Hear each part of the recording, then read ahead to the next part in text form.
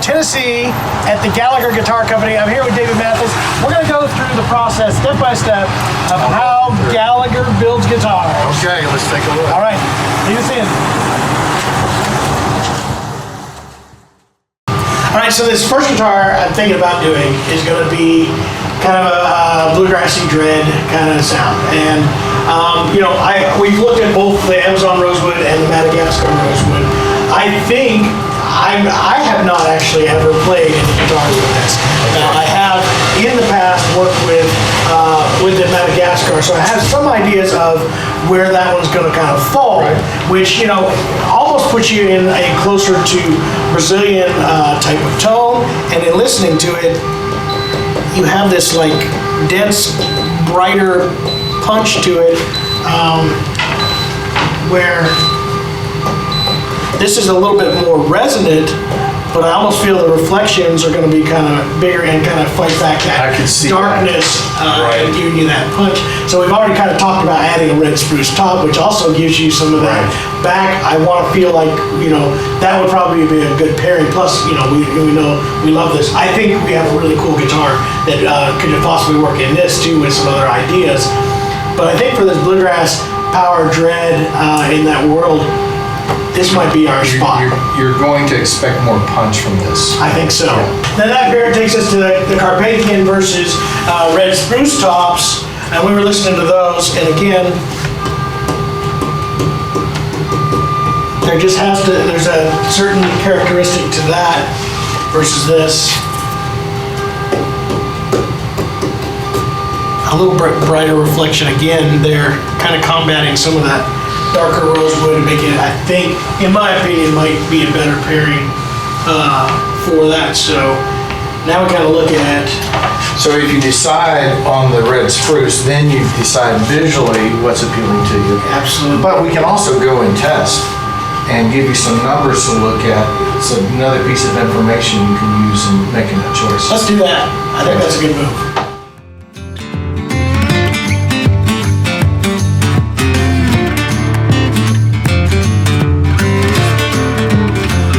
So we brought some wood in here.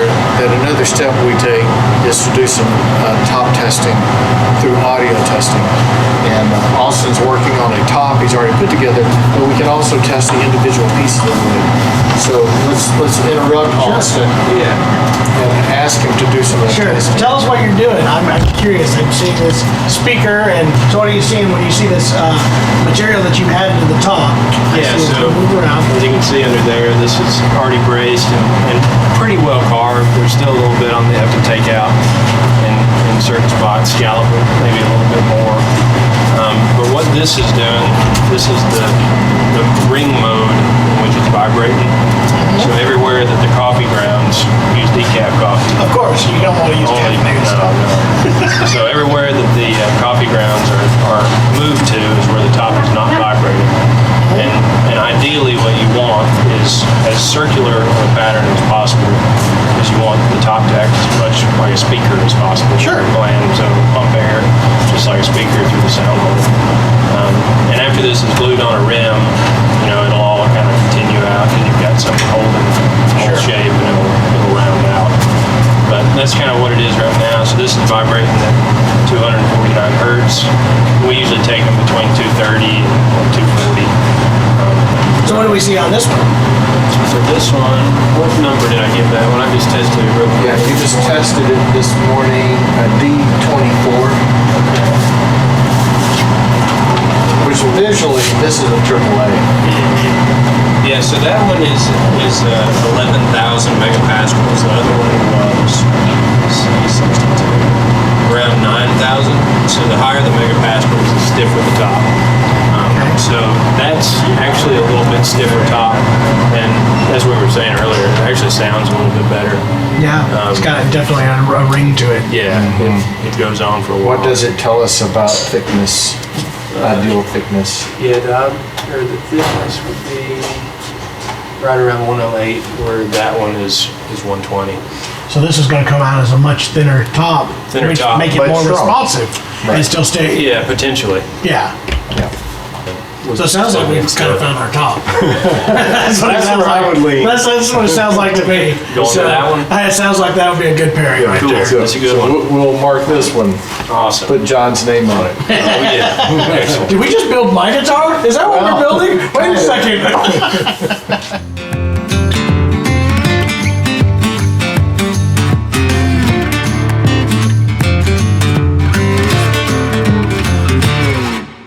So now we kind of pick some woods. What's our next step? Well, we'll take the wood, the top wood, and we begin preparing it by joining it. And I think you saw earlier some equipment that JW built that we still use. We call it the carousel. There may be other ways to join tops and glue them up, but we love that piece of equipment. So what we do, we obviously can't do these two pieces of wood, or the woods that we've already done so far, but let's go ahead and act like we did and kind of look at some of the steps that would be nice. Yeah, so this is just an iconic piece. It is. JW built this. We refer to it as the carousel. It's simple hardware, but the fact that he built it himself, there's some real historic value. Absolutely. But more important, the functionality of it. So using our planer joiner over here, once we join the top, sanded so there's a perfect joint, we glue it here and do one, move on to the next one. So simple machinery, but it works for us. Sure, absolutely. And then as the top is being prepared, we picked out our back, sides. So the process we pray over is bending the sides. It's always fun, right? Because the tough spot about this is wood doesn't want to be bent. It just... No, it really does want to. It just doesn't know it. Okay, and so you're going to make sure it does know it now. And so we have 7 different shapes, 8. We can change out on our bender here according to the body shape that we're going to be bending. But the dreadnought shape, JW built this in '65. We have a digitally controlled heating blanket where we can be very precise. He took hot water heater elements and put underneath for his heat source. Yeah. And that's how it works today. You flip it on and it slowly gets hot and it gets hot, and you bend it and then turn it off and it will hold its form. So the thing that's unique about this to me is that my 1999 G50 was bent on this. Doc Watson's 1968 first G50, and then later is Doc Watson model, and Merle Watson's G40, and Johnny Cash and Waylon Jennings and Travis Tritt and on was bent on this one machine. Awesome. So it will always be here. So we bent sides, we're now put together back and joined those together. What's our next step after that? So then it's the bracing up of the top and the back. All right. We use the good old-fashioned go bar deck system. We don't vacuum seal. But that way you're very precise about putting your go bar pressure on. Those that don't know what that is, it's these bent rods that push down pressure using 2 different spots to do it. And usually when you see that done, you just kind of look like bows inside. Yes, it's a piece of artwork. Now, we don't have the radius disc because you bend to a radius. Sure. The bracing is prepared to a radius. But that's all it takes is a little This gives you just a natural, enough pressure. It's not like a clamp that just squeezes it down, but it's a good solid pressure, even pressure all the way across those braces. And then you apply it, and that's where you get that interesting art form pattern as you walk across the. I want one of those just in my living room. It'd be art, a guitar wall with his bows hanging out. Your own go bar? Yeah, I like it. I like it. All right, so now we've kind of braced it up a little bit. Where we go now? And we're given the short version. Sure. We have to. You know, there's a lot of work in that process. Well, this is all done in like even 2 getting hours. that. And this is another piece of machinery that JW put together. A very simple system of a press. Again, you have a radius disc, being able to glue your back to the sides. You know, and of course preparing the rim. We really haven't talked about that, but once you're ready to glue it to the rim, and then also the top. And we have a system for stacking and distributing that pressure and then applying that. Cool. So this gives you multiple guitars at the same time. Right. Very cool. And we talked to Austin earlier. I think you've seen some of the brace work. that's being done, his stock of brace material, both for the back and the top. This is where some of the finesse is, of course. We have a basic pattern that we use, and we played with some different patterns, like the Merle Watson model has an older brace pattern that we're going to use. Looking at a forward shifted brace pattern as well, so Very it cool. may vary. In fact, we're going to copy a 1937 D18 brace pattern. Cool.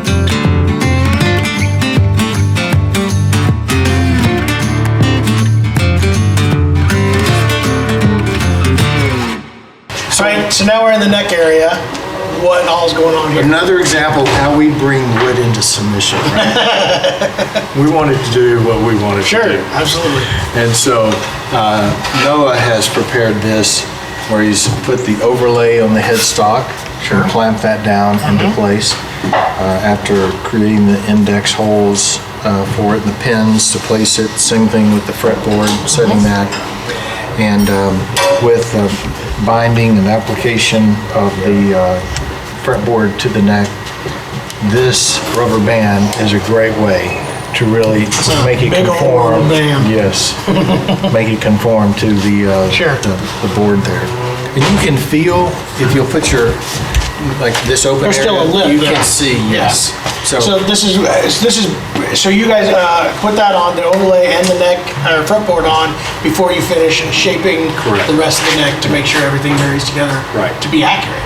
He will also, at this station, once this is shaped up and everything, fit the neck and register the bridge to the guitar before it goes into finish. Gotcha. And with that registered bridge, we choose to tape off once we've marked that bridge. I know some people scrape the finish off afterwards, but we tape off because we get better adhesion that way. Gotcha. All right, so we pretty much got through, once we've been sanded, then we get into finish. We now have got to a point where we're gonna start stringing it up and doing frets and setup and all that kind of stuff. Correct. So we're right over Yeah, here. now we've already done frets before it moves on. Okay.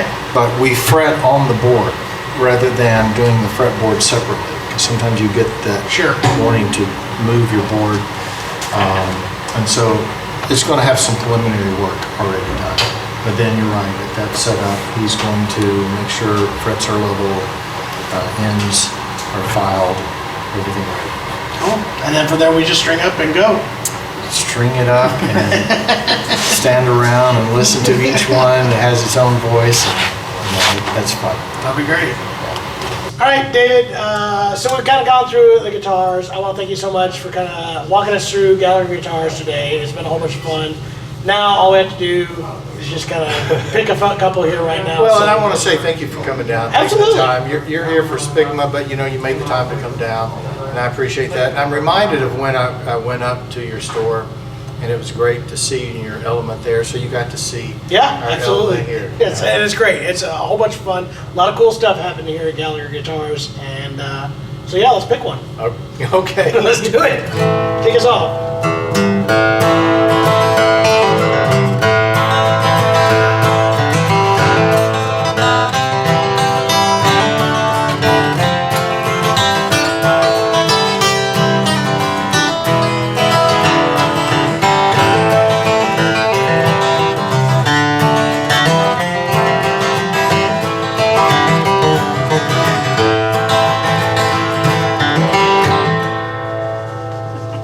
You were ready to go. I want to keep You going. gotta keep forever. rolling, man.